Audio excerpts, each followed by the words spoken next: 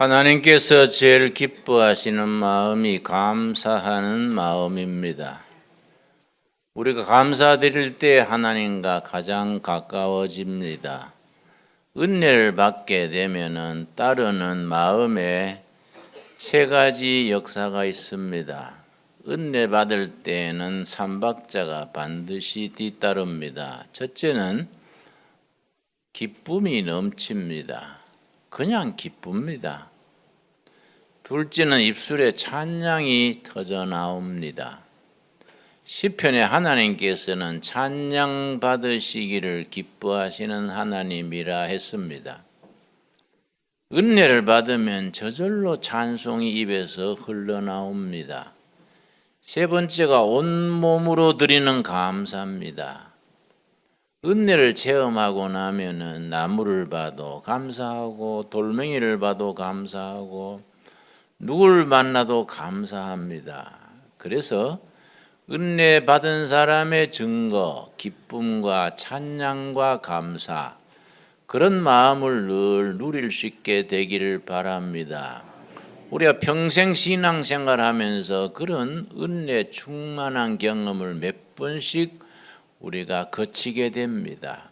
은혜 받을 때 온몸으로 기쁨이 넘치고 입술에 찬양이 터져 나오고 온몸으로 감사, 우리 세포마다 우리가 넘치는 감사를 느끼게 됩니다.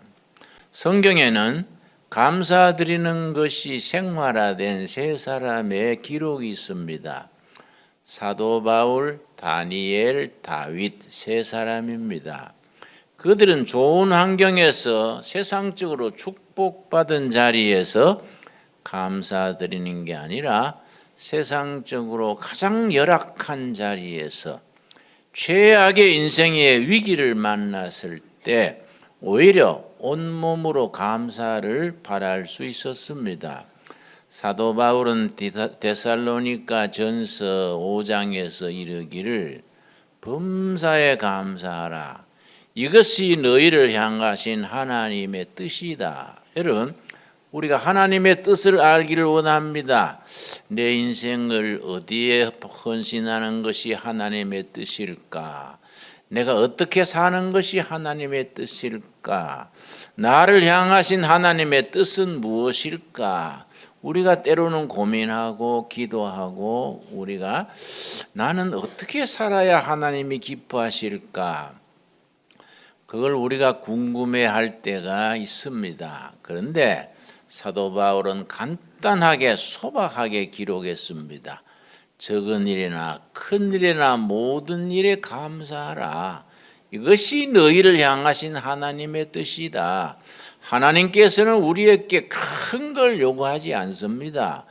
굉장한 걸 요구하시지 않습니다.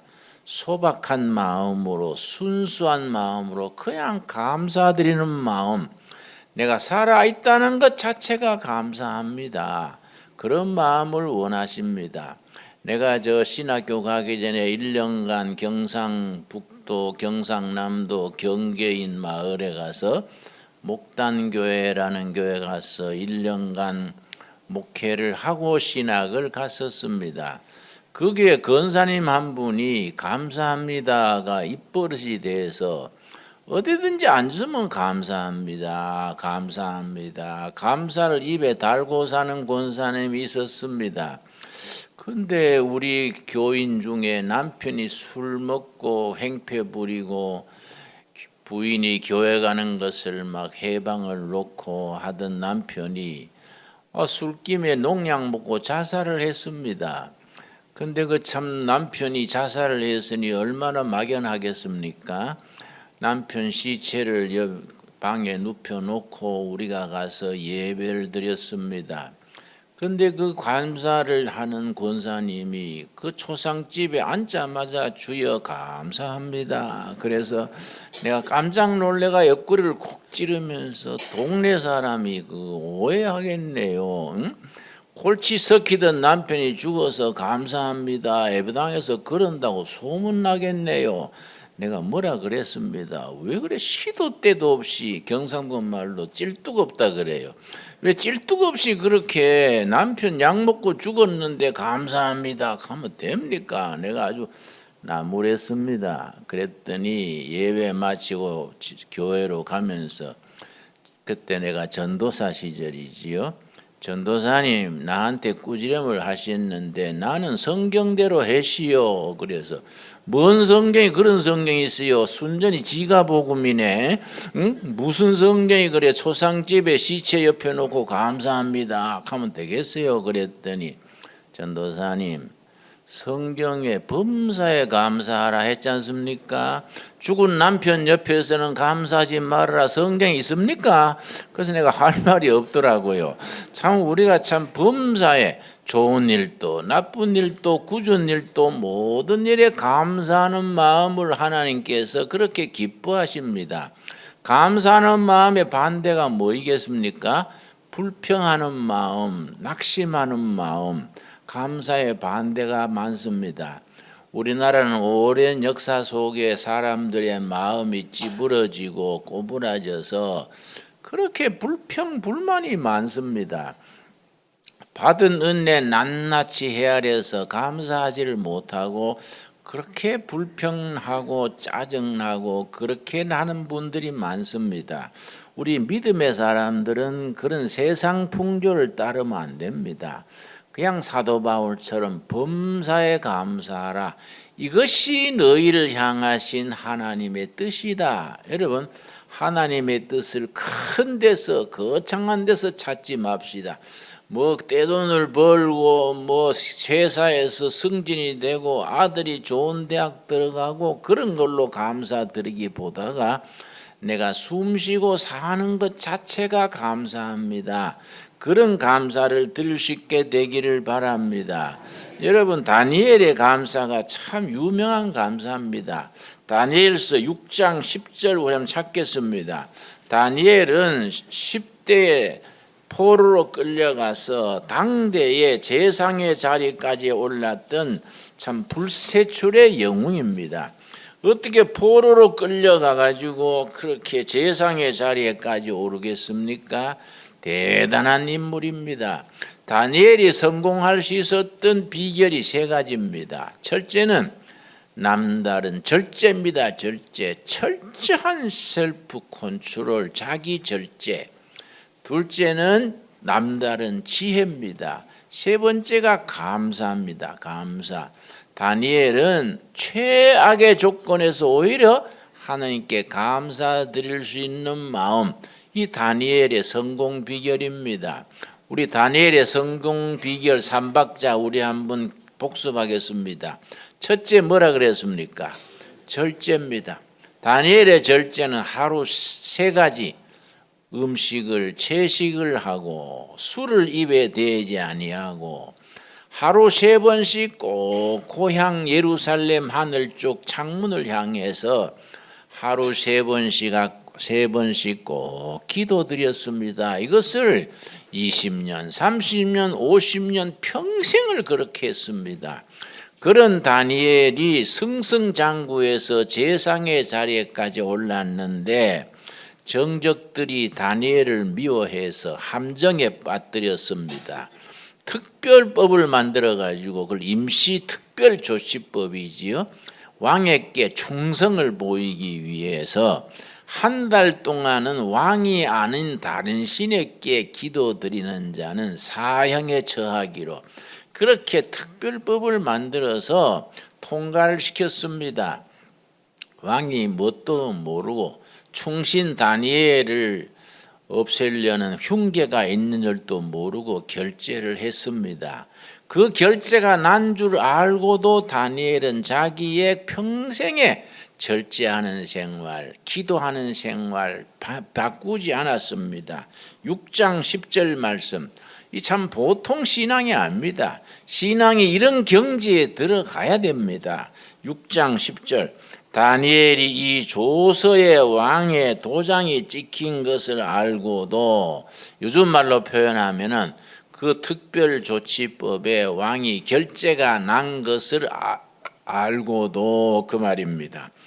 자기 집에 돌아가서는 윗방에 올라가 예루살렘으로 향한 창문을 열고 전에 하던 대로 하루 3번씩 무릎을 꿇고 기도하며 그의 하나님께 감사하였더라. 자기가 기도하면은 사형장으로 끌려가는 걸 알면서도 자기의 정치적 그 위협, 정치적인 몰락을 다 알면서도 자기 소년 시절부터 하나님이 자기를 붙들어 주신 그 은혜를 감사하는 기도를 그치지 않았습니다. 내가 지금까지 붙들어 주신 은혜 감사합니다. 내가 10대 티네이저 때에 포로로 끌려와서 재상 자리에까지 올랐던 그것으로 감사합니다.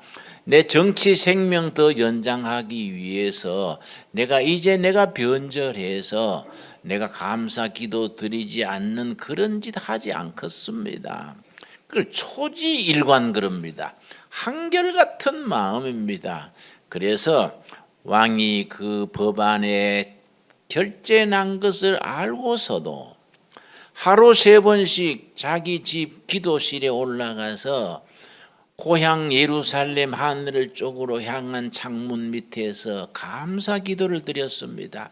하나님, 내가 지금까지 붙들어 주신 은혜 감사합니다.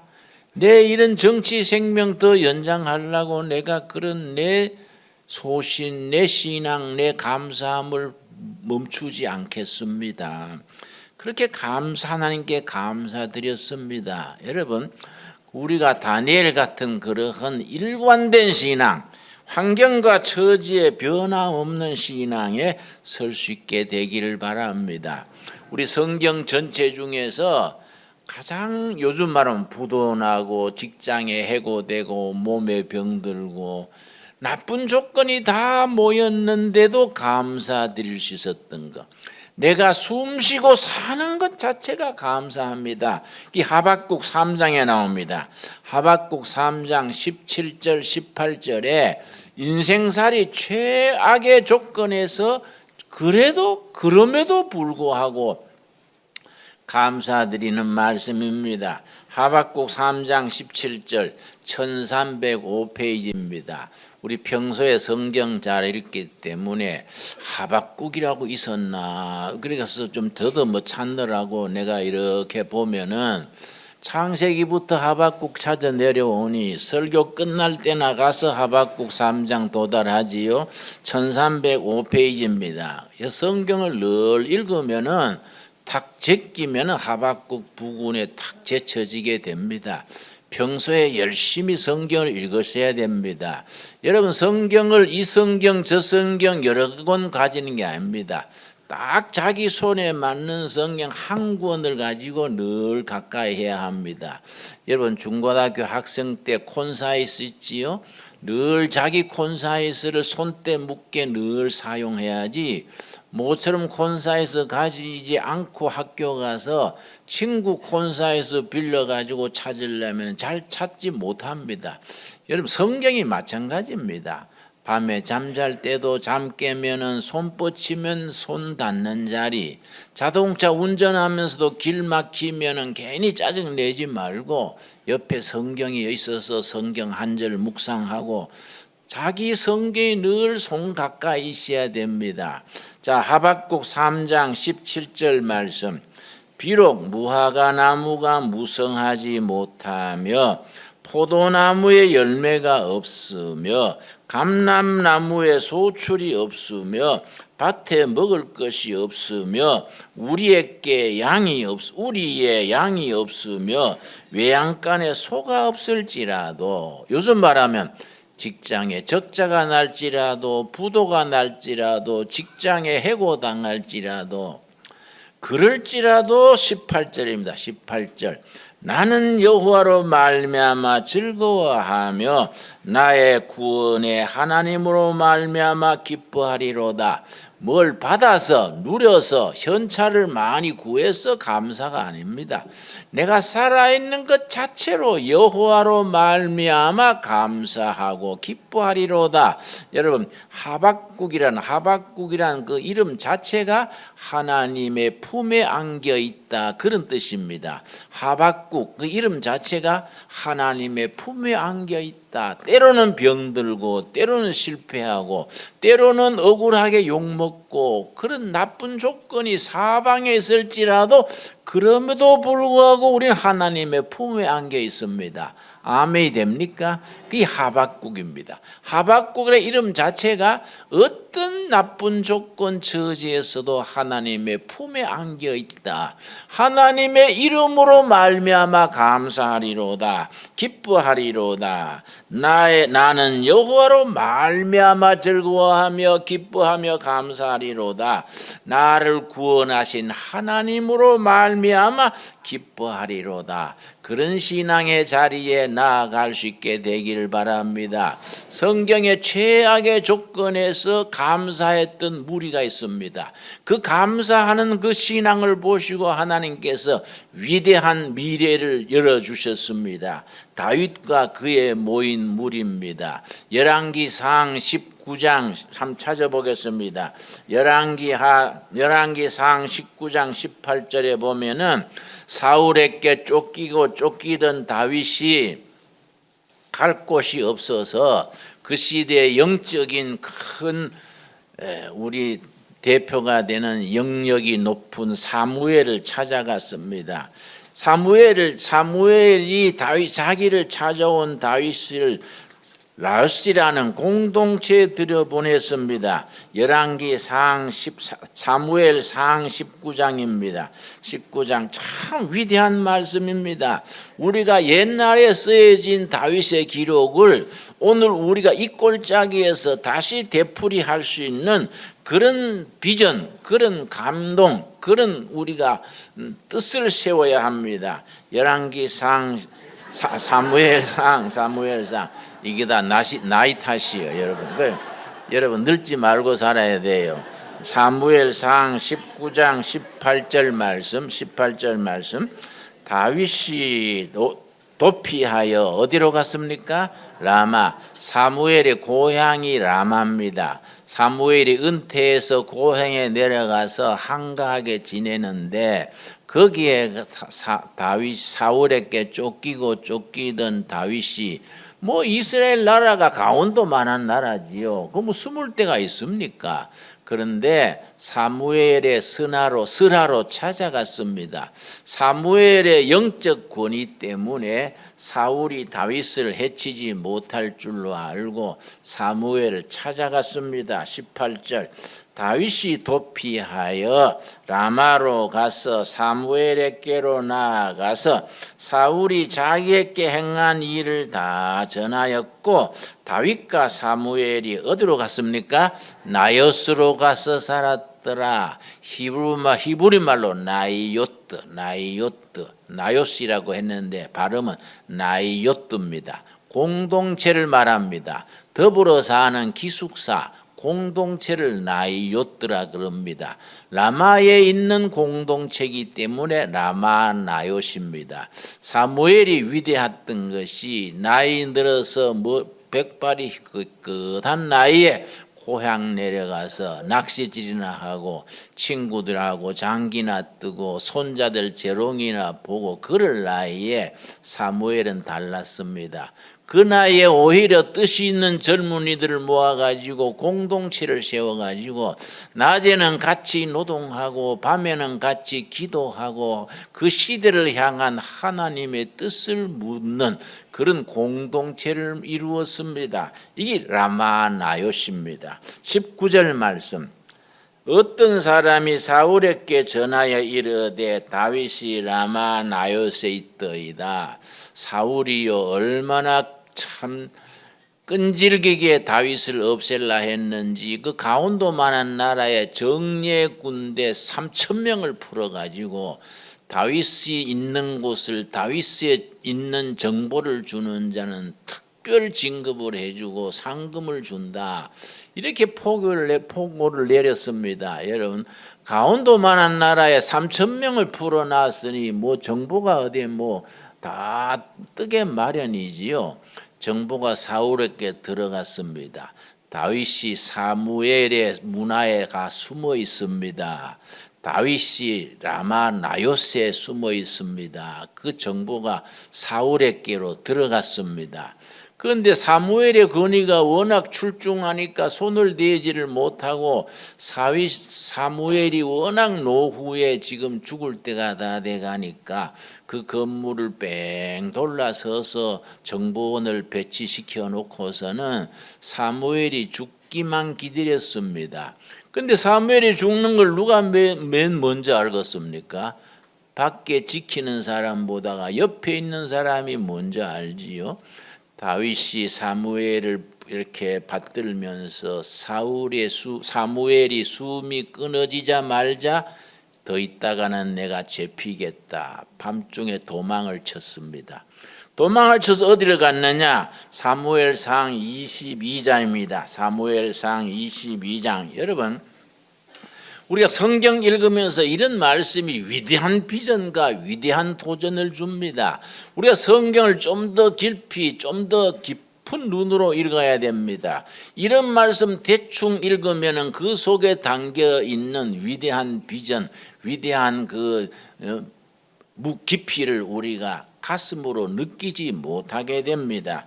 22장 1절. 그러므로 다윗이 그곳을 떠나, 그곳이 어디입니까? 라마 나요스에서 도망하여 아들람 굴로 도망하며 아들람 굴에 도망을 갔습니다. 그의 형제와 아버지의 온 집이 듣고 그리로 내려가서 그의 길을 얻고 다윗이 국경 지방에 아주 참 마실 물도 부족하고 먹을 것도 없고 아주 열악한 환경입니다. 사막 같은 곳에 그 나무가 드문드문하고 그냥 산짐승이나 어쩌다 있고 그런 곳에 가서 굴 속에 숨어 있었습니다. 다윗이 아들람 굴에 숨어 있다는 소문이 입에서 입으로 퍼졌습니다. 어떤 사람들이 그 소문 듣고 찾아왔느냐? 2절 말씀. 오늘 우리 동두천 우리 세목골 골짜기에 그런 역사가 있어야 됩니다. 환난당한 모든 자와 빚진 모든 자와 마음이 원통한 자가 다 그에게로 모였고 그는 그들의 우두머리가 되었는데 그와 함께한 자가 400명 가량이었더라. 다윗이 아들람 굴에 숨어 있다는 소문 듣고 요즘 말하면 부도 난 사람, 직장에 해고 난 사람, 억울한 일 당했는데 풀 길이 없는 사람, 뜻은 있는데 이룰 길이 없는 이런 사람들이 모여들었습니다. 모여든 사람이 얼마나 그랬습니까? 400명. 나는 기도 제목이 있습니다.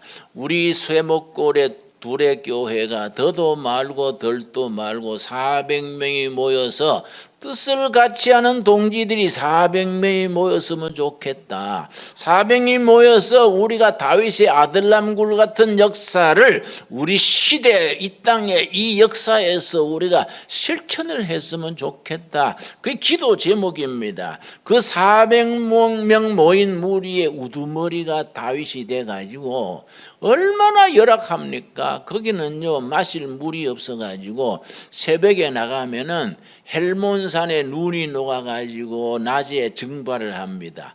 밤에 온도가 내려가기 때문에 온도가 이슬로 내립니다. 그게 나무 잎에 떨어지면 그게 이슬이 이렇게 물방울로 모입니다. 그걸 그릇을 가지고 하나하나 받습니다. 그 잎을 털면 물이 떨어집니다. 고래 모아가지고 목숨을 연명하는 겁니다.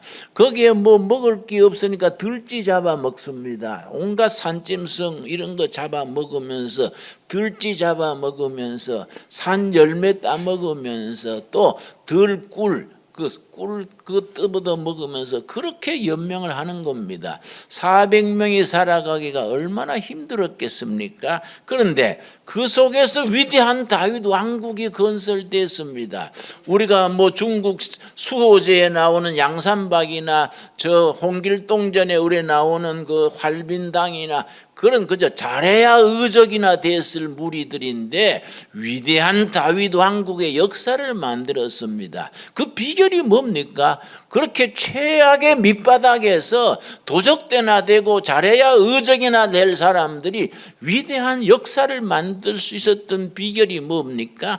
그게 시편 57편에 그들이 가졌던 신앙, 그들의 감사, 그들의 비전, 그들의 꿈이 시편 57편에 생생하게 살아 있습니다. 그래서 성경은 위대한 겁니다. 성경은 오늘날에도 그 말씀, 그 비전, 그 꿈이 그대로 살아있기 때문에 우리에게 위대한 역사로 도전해 옵니다. 시편 57편 57 그러고 조그마한 괄호가 있습니다. 57 옆에 괄호가 있지요. 다윗의 믹담시, 시의 형식을 말합니다. 우리로 말하면 4조, 37조, 22조 시의 형식이 있습니다. 그런 다윗의 믹담시, 그 다음 인도자를 따라, 인도자는 성가대 지휘자를 말합니다. 알다스에세 맞춘 노래, 성가대 지휘자를 따라서 아리랑 곡에 맞출 것, 무슨 네 줄을 가까이에 곡에 맞출 것, 그런 뜻입니다. 다윗이 사울을 피하여 굴에 있던 때에, 무슨 굴입니까? 아들람 굴에 숨어서 그들이 무슨 신앙, 무슨 기도, 무슨 꿈을 가졌느냐, 이것이 위대한 역사를 만든 조건입니다. 예나 지금이나 같습니다. 그때 살아계신 하나님이 지금 또 살아계시고, 그때 다윗과 그의 모인 무리 400명을 쓰신 하나님이 지금 또 그런 사람을 찾고 계십니다. 오늘날에도 아들람 굴을 찾고 있습니다. 어떤 교회가 아들람 굴과 같은 교회가 될 수 있느냐? 어떤 무리가 아들람 굴에 모인 무리처럼 그런 비전, 그런 꿈, 그런 뜻을 가지고 있느냐? 하나님이 찾으십니다.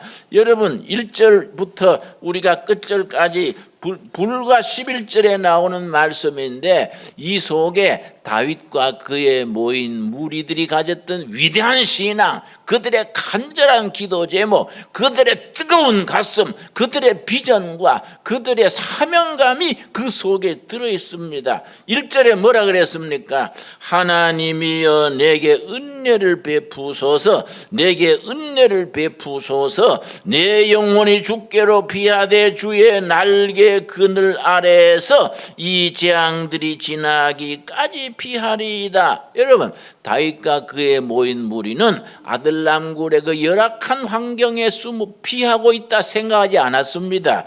어디에 피하고 있다고 신앙 고백했습니까? 여호와의 날개 그늘 아래 피하고 있다. 그래서 진정한 믿음의 사람은 환경과 조건을 극복하려 합니다. 최악의 조건, 최악의 생활 환경에서도 오히려 하나님의 자비로우신 품에 보호받고 있다. 그런 영적인 마음으로 견디게 됩니다. 두 번째 뭐라 그랬습니까? 2절 말씀, 내가 지존하신 하나님께 부르짖음이여 곧 나를 위하여 모든 것을 이루시는 하나님께로다. 다윗과 그의 모인 무리 400명은 밤낮으로 하늘을 향해서 부르짖었습니다. 세상에서 의지할 데 없고 기댈 데 없으니까 하늘을 향해서 하나님께 한 목소리로 부르짖었습니다. 어떻게 부르짖었습니까? 사울이 자기들을 죽이려고 그렇게 3,000명을 풀어가지고 전국을 뒤지고 다녔지만은 사울을 상대하지 않았습니다. 하나님께서 우리를 통해서 이 시대에 하나님의 일을 이루시는 사명의 무리다. 우리는 사울을 상대할 게 아니라 하나님이 우리를 통해서 하나님의 일을 이 시대, 이 땅에, 이 역사 속에 이루신다는 확신을 가졌습니다. 그런 자기 확신, 자기 영적 정체성, 이게 그들로 하여금 위대한 역사를 만들게 하는 겁니다. 우리가 그런 신앙을 가질 수 있게 되기를 바랍니다. 그들이 결국은 어떤 고백을 했습니까? 9절입니다. 9절 말씀. 이게 정말 우리가 감사절을 맞으면서 우리가 그런 신앙 고백, 그런 감사의 신앙을 가질 수 있어야 합니다. 주여, 내가 만민 중에서 주께 뭡니까? 감사하오며 문나라 중에서 주를 찬송하리이다. 최악의 조건에서 오른편에는 감사, 왼편에는 찬양, 오로지 여호와께 감사, 여호와께 찬양, 이런 사람들을 하나님이 지금 또 찾으십니다. 우리는 걸핏하면 짜증내고 불평하고 불만에 젖어가지고 우리 하나님을 찬양하고 하나님께 감사드리는 마음을 잊어버립니다. 여러분, 감사하지 않는 영혼을 하나님이 사용하실 수가 없습니다. 불평 불만에 젖어 있는 사람을 하나님께서 역사하실 수가 없습니다. 그들은 어떻게 그렇게 감사하고 찬양할 수 있었습니까? 7절 8절이 그 비결입니다. 그들에게는 남다른 7절 8절의 신앙 고백과 비전과 마음이 있었기 때문에 그런 다윗 왕국의 역사를 건설할 수 있었습니다. 훗날에 다윗 왕국이 건설해서 모든 중요한 기둥이 전부 아들람굴 출신입니다.